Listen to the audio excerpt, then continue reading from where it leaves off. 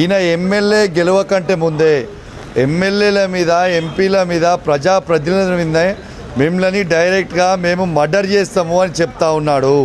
So ప్రజల్లారా రేపు మీరు ఆలోచన చేయండి.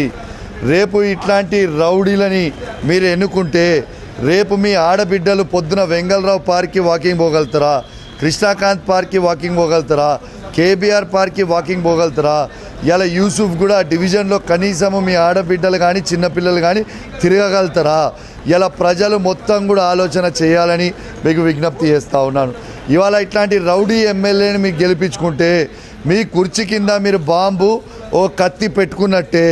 మీరు స్వయంగా మా ఎమ్మెల్యేలనే చంపేస్తా అని బెదిరిస్తున్నప్పుడు, ఆయన ఏమి వార్డు మెంబర్ కూడా కానప్పుడు ఎమ్మెల్యేలని ఎంపీలనే మర్డర్ చేస్తా అని స్టేట్మెంట్ ఇచ్చినప్పుడు ఇవాళ సామాన్యుల ప్రజల పరిస్థితి ఏందో ఒక్కసారి ప్రజలు ఆలోచన చేయాలి.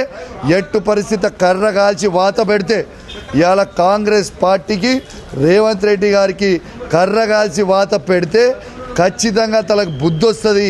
కాబట్టి ఆలోచన చేయండి. ఇలా బీఆర్ఎస్ పార్టీ అభ్యర్థిని గోపీనాథ్ సునీత గారిని మీరు గెలిపించుకుంటే మీరు క్షేమంగా ఇంట్లో పడుకోవచ్చు. రౌడీలని మీరు గెలిపించుకుంటే, కాంగ్రెస్ పార్టీ రౌడీలని మీరు గెలిపించుకుంటే మీరు ఇంట్లో ఒక్క పూట కూడా నిద్రపోలేరు.